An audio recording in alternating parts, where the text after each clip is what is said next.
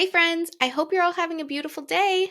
I had no intentions of sharing any of this today, but I'm a firm believer in sharing what's on my heart, and honestly, I just can't stop smiling. Just a few hours before recording this episode, I was on a coaching call with a few of my blossoming teacher students, and I just have to take a minute to take you on a full circle journey. As a teacher, on the first day of school, we have no idea what the school year has in store for us, yet we hope for nothing but the best. As the days go on, we get into a rhythm with our students and things start to become second nature. Although we can't see all of the physical changes that are happening right in front of us inside of our classroom each day, when we pull up pictures from the first day of school and when we start to reflect on those first few weeks of school, we really do start to see how much our students have changed and grown. Although it doesn't seem like that much time has passed, seeing where our students started and where they are now is seriously the best feeling. And you guys, that's exactly how I felt on our Blossoming Teacher coaching call today. Honestly, I could just tear up thinking about it. Reflecting on where my first group of blossoming teachers were when they joined our course to where they are now, all I can say is wow. Having a front row view of the incredible journeys they have been on since last April when I met them has been one of the greatest pleasures of my life. Just as I always reflected on who my students were when they entered the class and who they were when they left at the end of the year, it's all come full circle for me again. The students who joined the Blossoming Teacher course last year came into the course feeling unsure of who they were as educators. They had no idea where to even think about applying for jobs, what their classroom management strategy was going to be, how they were going to reach the needs of their kids each day, or even how they were going to manage it all. And honestly, some of them are still working on the time management piece, but seeing them blossom into the teacher that they were born to be, it's just unexplainable. Over the past year, I've gotten the chance to watch them go through their interview process, accept their dream jobs, find their confidence as an educator, and even just watch them grow as a person. As much as they say that I've changed their life, you guys, they're the ones who've changed mine. And that's what I want for you, student teachers. I want to watch you grow through what you go through. I want to watch you find yourself as a teacher, to find your confidence, to watch you take risks, fall, and to get back up and try again. Sometimes we might have to get back up again and again and again. And today's episode is supposed to be all about sharing how to survive your student teaching experience, which is a roller coaster in itself, and I definitely do not want to disappoint you. So I will see you inside of today's episode. Welcome to the North Dakota Teaching Podcast. Whether you're a first-year teacher, veteran teacher, or just a mom trying to gain some new insights, you are right where you are meant to be. Kayla Durkin, founder of the Blossoming Teacher course, is passionate about helping new teachers blossom into the teacher they were born to be. Kayla wants to help inspire teachers to be their best self, whether that means sharing about personal or professional development, self-care, or the latest and most effective teaching strategies. Through this podcast, you will hear from real teachers sharing their stories about teaching, all with one main goal in mind: to be able to make an impact and help other teachers blossom. And with that, here is your host, Kayla Durkin. All right, my friends, you're here because you want to know how to survive your student teaching experience. Well, I'm just going to let you know that I almost didn't survive mine. You guys, my heart is beating out of my chest right now because I've never shared this story publicly before. Like ever. I can count on one hand how many people know this story. When I think back to 2014, where my student teaching journey began, I literally get sick to my stomach. Honestly, as I was sitting here trying to decide what I should even tell you about my journey, I just kept getting more and more anxious. I avoided prepping for this podcast for weeks, knowing the emotions that would come along with it. But I know that I'm not the only person who has been in a student teaching environment that was so, honestly, gosh, I'm just not even sure what the right word is to describe it. In the fall of 2014, I began my teaching journey as a student teacher in a third grade classroom. I can't even begin to explain to you how excited I was to begin student teaching. This was it. After 3 years of college, it was finally here. Things started off going really well. I was learning who I was as a teacher, and as it turned out, I wasn't a very confident one. It was brought up during a lot of discussions that I was too shy and quiet, which honestly is why I talk about the importance of being confident as a student teacher and as a first year teacher so often. I know how big of a difference it can make. I know I always say this, but as a teacher, I want you to 100% be your authentic self. But with that, I want you to be a confident version of your authentic self.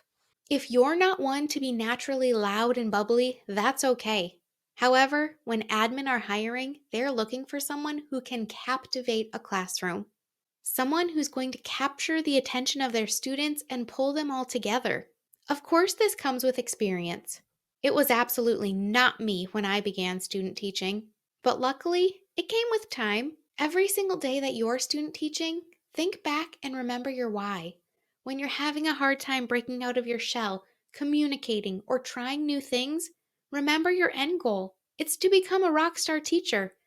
You might have to, quote unquote, fake it until you make it, but I promise you, it's worth it. Being confident in who you are as a teacher will take you far. Just a quick side note though, confidence and arrogance are two very different things. Nobody wants a know it all around.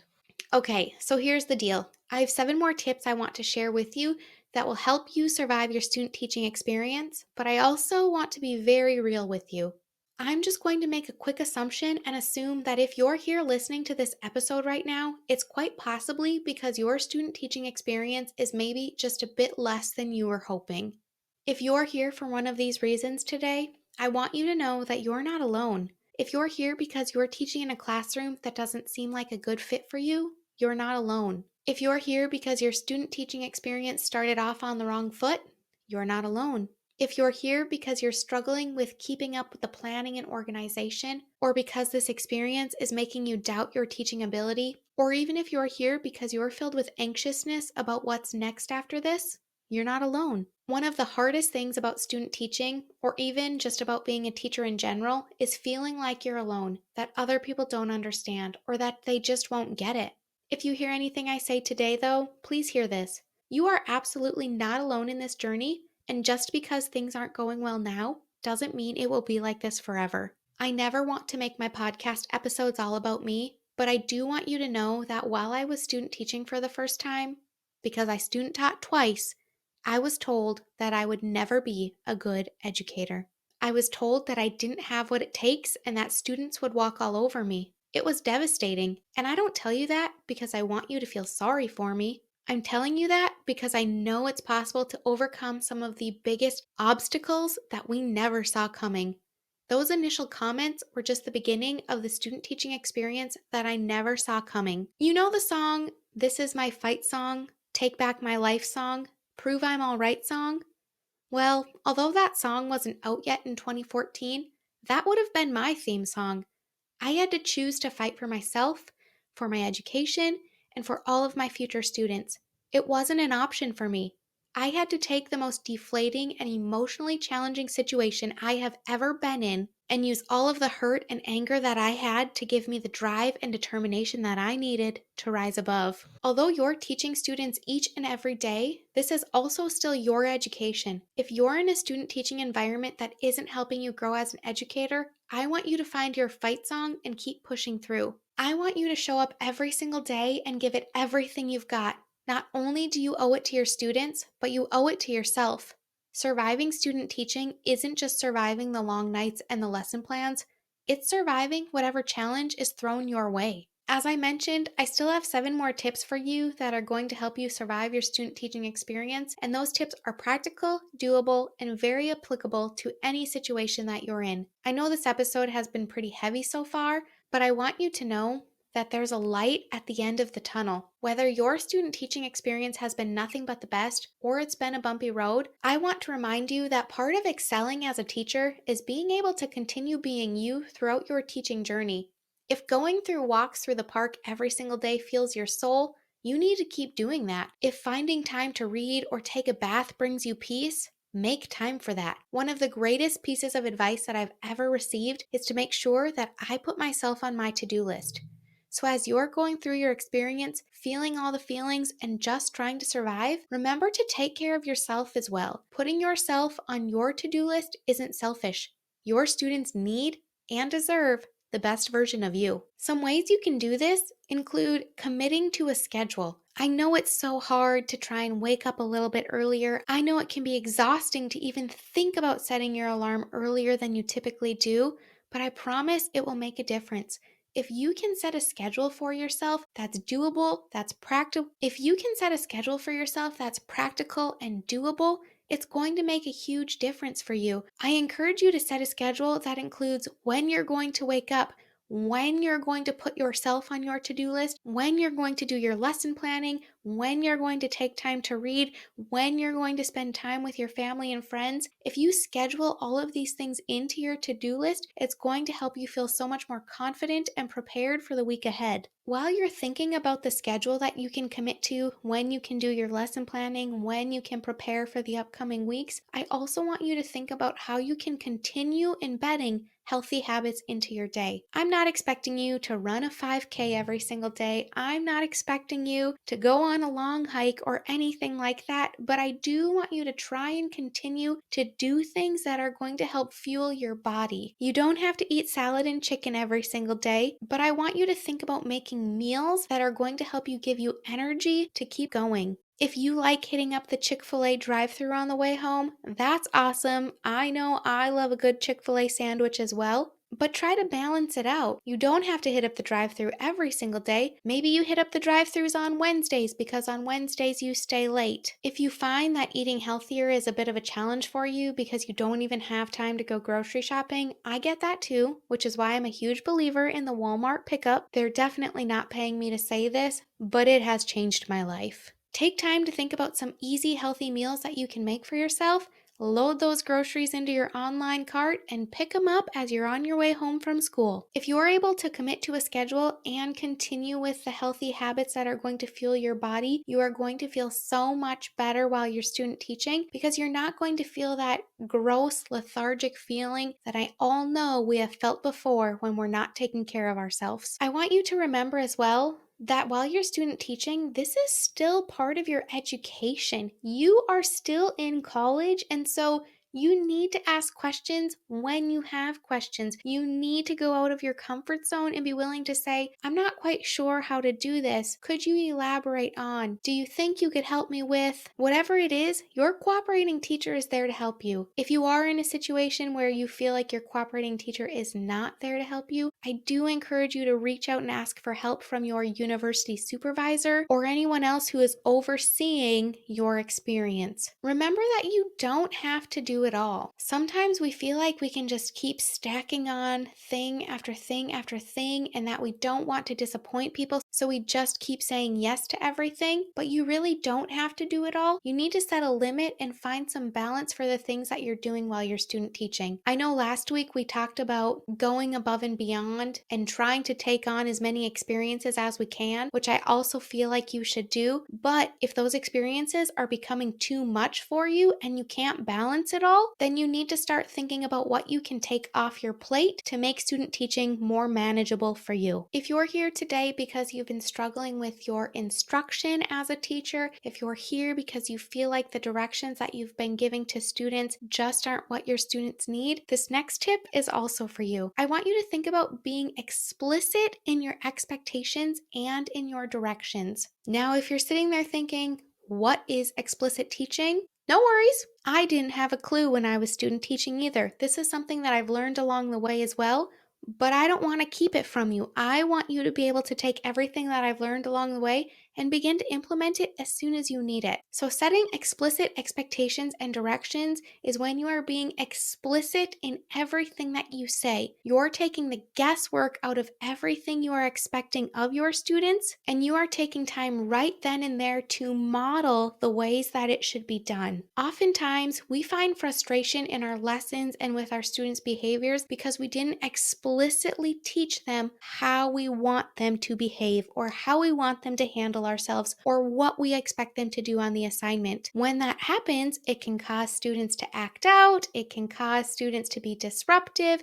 it can cause students to not want to be on task because instead of admitting that they don't know what to do, they would rather goof around. So, as you're planning your lessons, as you're thinking about what you're going to be teaching, I want you to take some time to go through and explicitly go through each direction that you'll be teaching to ensure that your students aren't going to have any questions about it. As you become a teacher, this will become easier, but while you're student teaching and while you're just learning how to give directions, this is something that you need to practice, practice, practice. And again, modeling these behaviors and modeling these expectations for students will go a long ways. The last tip that I want to remind you of as you survive your student teaching experience is just the importance of how far relationship building goes. Between relationships with your students, with your cooperating teacher, with the admin in the building, with the teacher across the hall, all of the people that you are interacting with matter so much. If things aren't going well, take time to communicate with each other. Take time to express with your cooperating teacher why you're feeling the way you're feeling, why you feel like you're not excelling. If things aren't going well for you, I want to remind you to go to the root cause of the situation that you're in. Don't go around telling every other person the problem.